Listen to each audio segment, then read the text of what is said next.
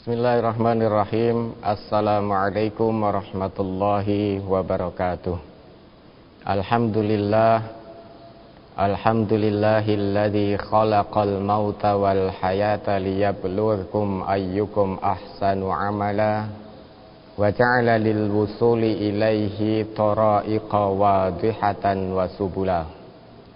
Asyhadu an la ilaha illallah wahdahu la syarikalah syahadatan narju biha aliyal janani nuzula. Wa asyhadu anna Muhammadan abduhu wa rasuluh aqwamul khalqi dinan wa ahdahum sabila. Allahumma salli ala Muhammad wa ala alihi wa ashabihi alladhina ikhtarahumullahu li suhbati nabiyyih wa akramahum li mu'azzaratih wa ahhalahum limirasi sunnati nabiyyih. Amma ba'd.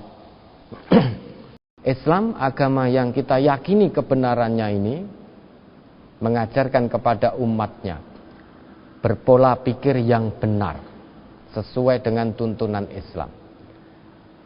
Kalau kita katakan saya tidak takut dengan coronavirus, saya hanya takut kepada Allah, sehingga terus berangasan kemana-mana, itu juga bukan tuntunan Islam. Ibaratnya begini, kalau kita mau ke masjid, misalkan masjid ada di depan sana, ke arah timur sana, kemudian masjid ada di depan sana. Nah, di depan masjid itu ibaratnya di depan masjid ada seekor atau beberapa ekor singa yang ada di situ. Kemudian kita mengatakan, singa itu makhluk Allah, saya juga makhluk Allah. Kalau tujuan saya baik, wong saya ingin menjalankan perintah Allah, yaitu berjamaah di masjid. Biarpun di situ ada puluhan ekor, bahkan ratusan ekor singa pun, saya tetap akan berjalan ke depan. Karena singa makhluk Allah, saya juga makhluk Allah. Tidak peduli. Itu singa Allah di sana, wong saya ingin ke masjid. Saya ingin ke masjid menjalankan perintah Allah, sholat berjamaah. Padahal tahu persis di depannya ada singa. Bukan hanya seekor, dua ekor.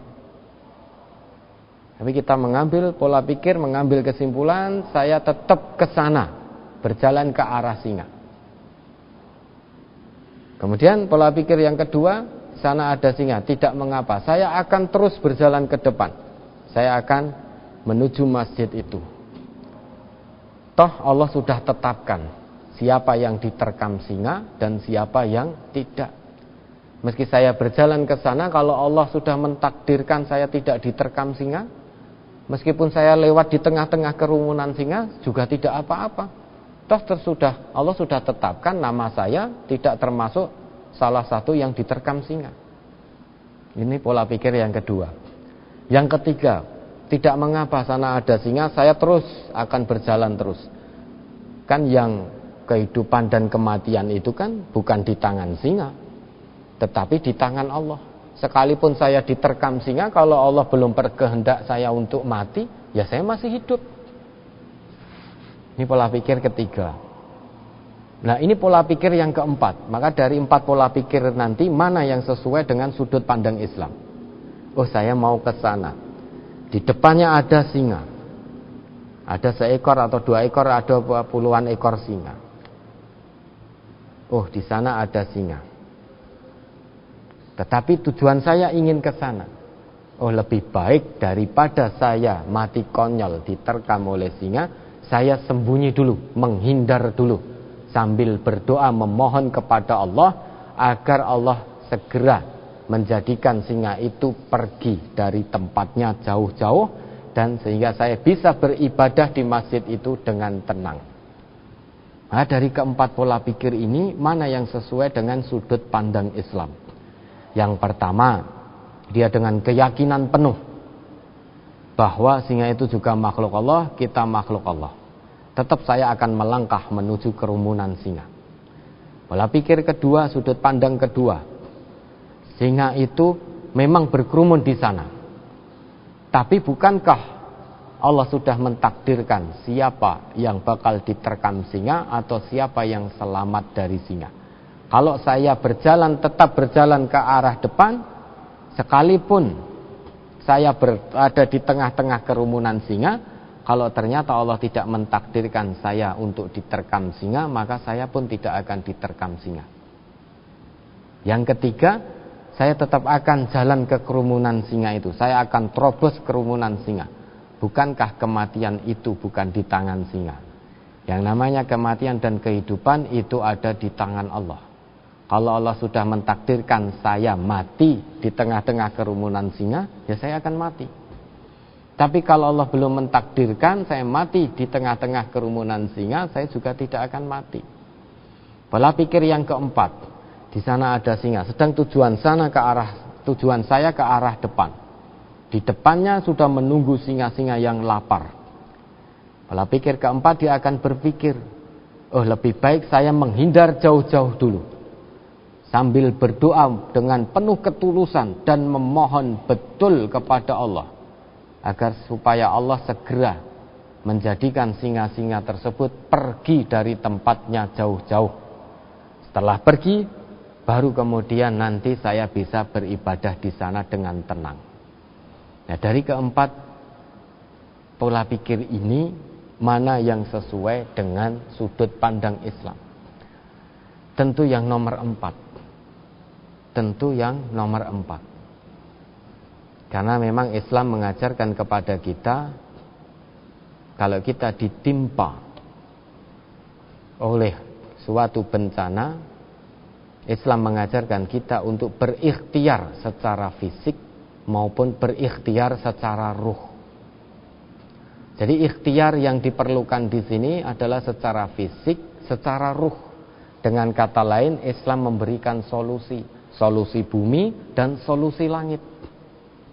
Bukankah wabah itu bukan baru terjadi kali ini saja? Zaman dahulu sudah pernah terjadi wabah yang sangat mematikan.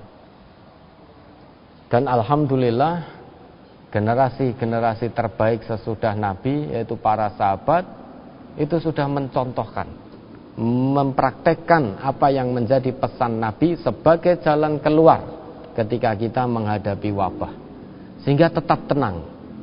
Orang yang beriman itu hatinya tetap tenang. Apapun yang sedang dihadapi, dia tidak takut berlebihan. Khawatir iya, tapi khawatir ini menjadikan dia waspada. Yang namanya waspada harus diselesaikan dengan ikhtiar fisik maupun ikhtiar ruh. Khawatir boleh, tetapi jangan sampai kekhawatiran kita ini menjadikan kita takut berlebihan. Orang kalau takut berlebihan, sebagaimana yang kita ketahui dari para medis itu yang ahli di bidang tersebut, orang itu kalau takut berlebihan, itu secara imunitas tubuhnya itu akan menurun. Bisa kita rasakan, kalau kita takut secara berlebih-lebihan, sebetulnya kita tidak sakit. Tetapi karena di situ disebutkan bahwa salah satu ciri orang yang terpapar virus ini adalah pilek, batuk, demam dan lain sebagainya. Padahal secara fisik sebetulnya kita sehat. Tetapi secara ruh karena kita takut berlebihan, maka jadinya seperti merasakan sakit. Padahal tidak mengapa. Saking takut berlebihan, seakan-akan kita mau pilek. Seakan-akan kita mau batuk. Seakan-akan kita pegang tubuh kita demam tinggi. Karena takut berlebihan. Padahal tidak terpapar oleh virus ini. Karena takut berlebihan, seakan-akan tenggorokan rasanya sakit, gatal. Seakan-akan hidung ini di sini panas, mau pilek. Seakan-akan kita sesak nafas. Karena takut berlebihan. Nah, orang yang beriman tidak berpola pikir seperti itu, tidak takut berlebihan. Khawatir iya. Dan kekhawatiran ini menjadikan orang yang beriman waspada. Dan kewaspadaan akan menuntun orang yang beriman untuk menjalankan ikhtiar yang dicontohkan oleh Islam, dipesankan oleh Nabi dan sudah dipraktekkan oleh para sahabat ketika menghadapi satu wabah. Yang pertama dilakukan oleh para sahabat adalah tenang, tidak panik.